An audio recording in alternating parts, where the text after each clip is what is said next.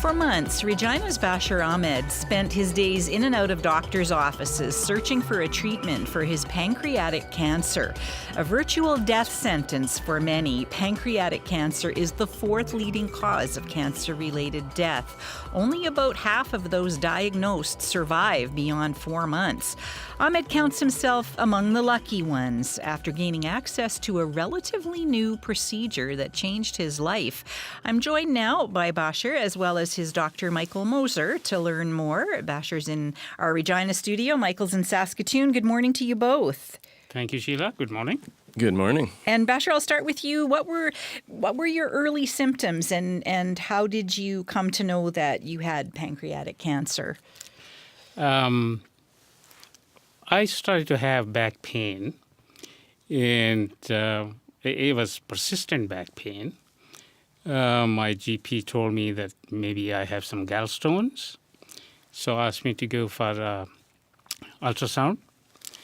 And ultrasound showed that my gallstones were nothing there, but certainly there was issue with pancreas. There was some mass.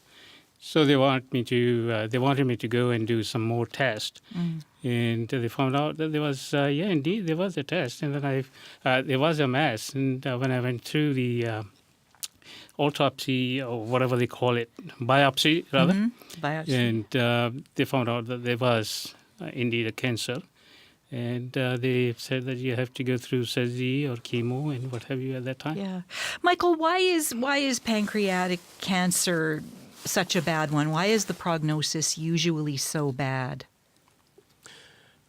Sure, definitely. It's as you said, there's some very sobering statistics with regards to this kind of cancer, and I think that the thing about pancreatic cancer, for reasons we don't understand, is that the prognosis has not changed very much in the last 4 decades. So we're talking about a 5-year survival rate, and that's our common sort of measure of cancer survival and prognosis. And that survival rate sits at about 7%, 7% 5-year survival rate. Other statistics like probably 75% of patients diagnosed with pancreatic cancer won't see 1 year survival. And there's probably a lot of different reasons. It's a unique tumor. It's close to the liver. It does some things to the immune system. It spreads very, very early. And so we've not seen much more than a couple % improvement in that 5-year survival in the last several decades. Wow. So, Bashir, what was it like being told that you had this cancer with this usual outcome? It was scary, and it was tough on the family, tough on me, and I had to control myself and also my family. But family was wonderful. My kids, Sabine and Rahel, they were excellent. They were very helpful. And, of course, my wife, she had her early cry. Yeah. Emotionally, she is kind of weak. But when she found out that we have this thing and we have to get through it, she was like a solid rock. Yeah. And it was just amazing to see her change. Yeah.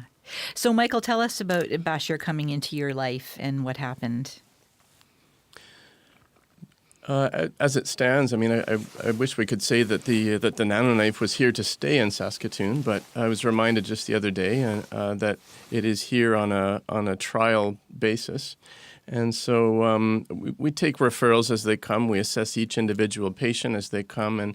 And I received a phone call from Bashir's physician and inquiring, is this something that's still available here in Saskatoon? Is this something that might apply to Mr. Ahmad's case?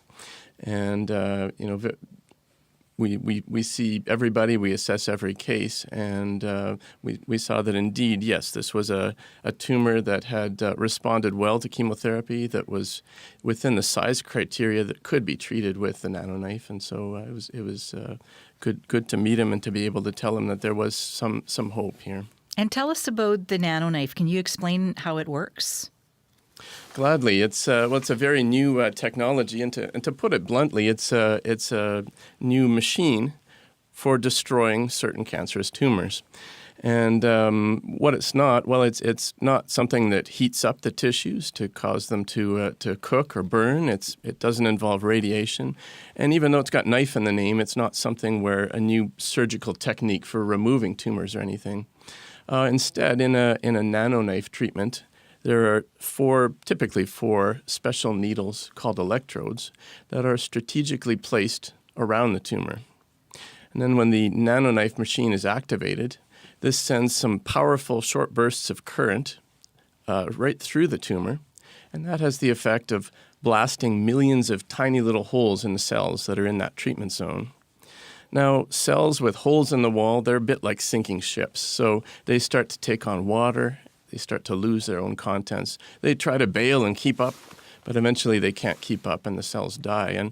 And what's really unique about the NanoKnife as a cancer-treating modality is the fact that it kills cells without using heat and with virtually no damage to any of the surrounding structures. And so it's a very targeted and safer cancer treatment for certain tumors. So, Bashar, what was the experience like for you?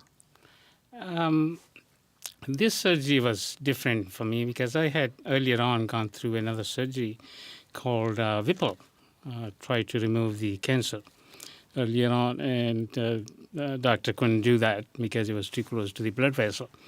But this surgery was different because it was open surgery, but I was out of the hospital within 3 days, and it was just amazing. And when you say amazing, what was the outcome?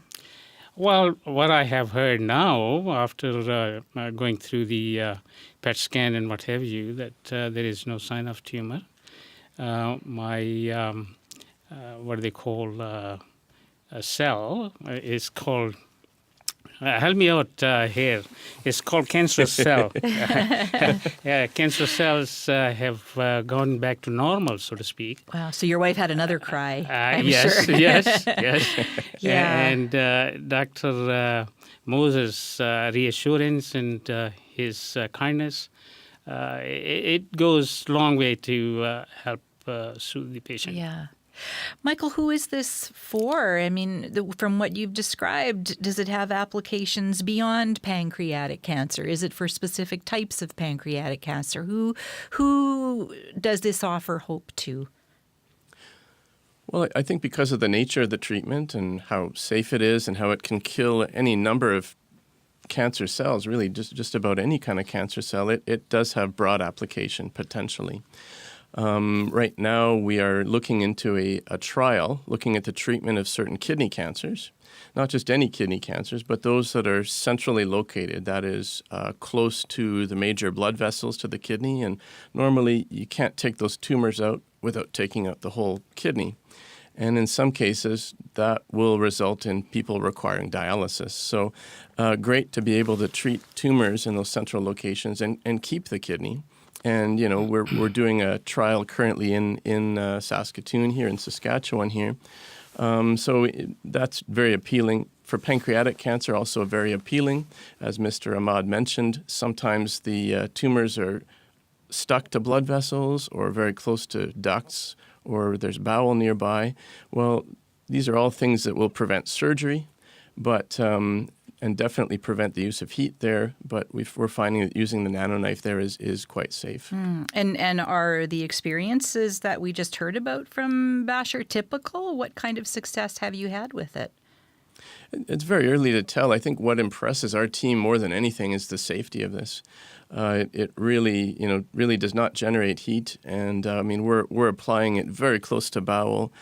These are typically tumors that can't be removed with surgery, so they're wrapped around major blood vessels, and we are finding it to be safe as advertised. I know I was skeptical to start with, and Dr. Wall and the other doctors on the team approached this with caution, but it really seems to be safe in his hands. But you say the status of the NanoKnife right now is pretty tenuous in Saskatchewan. Can you explain more about that? Yeah, I guess it's here on a trial basis currently as part of this kidney cancer study, and there is the potential that it could be returned to the company afterwards.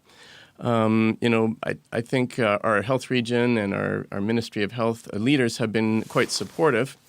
in letting us just do what we do, being the doctors here. And some of these questions, maybe questions that are better answered by them. But it's great that they're allowing us to work as a team of 16 doctors here in doing our best for each individual patient that comes through, whether that's with chemotherapy or radiation therapy or NanoKnife or surgery or a combination of all of the above. Does the NanoKnife come with a big price tag? Again, as a doctor, as part of a cancer care team, we don't look so much at the prices. We look at the people. We look at our patients. We look at what can we offer to improve their quality of life, to improve their quantity of life, to do the best we can. And we really do look up to our leaders to help facilitate the other aspects of this. How are you feeling today, Basher, knowing what your original prognosis was, what you were dealing with in the beginning, and then to get this PET scan back saying that you're cancer-free? What's that like? It's wonderful. I don't know whether I will call myself cancer-free yet, but... Too soon?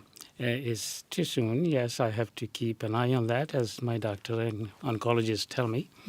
But I feel wonderful. I don't have any symptom. I can do my normal life activities, and it's just great. But before I go, though, Sheila, I would like to thank all the staff of Cancer Clinic here, my oncologist, and of course, Dr. Moser. He's just wonderful. Yeah, and Michael, it must be so personally satisfying for you to see an outcome like this. It's great, when as pancreatic cancer doctors, it is extremely frustrating. We've heard the statistics, and to see something new like this come along and to see some promising results, it's extremely gratifying. All right. Well, thank you both so much for coming in and telling us this story. It's so great to have you on the program together. Really appreciate it. Thank you, Sheila. Thank you very much. Thank you, Mike. Michael Moser Thank you, is a surgeon at the University of Saskatchewan. Regina's Basher Ahmed is one of his patients who he's keeping an eye on it, as he says, but looking very good for the cancer being gone.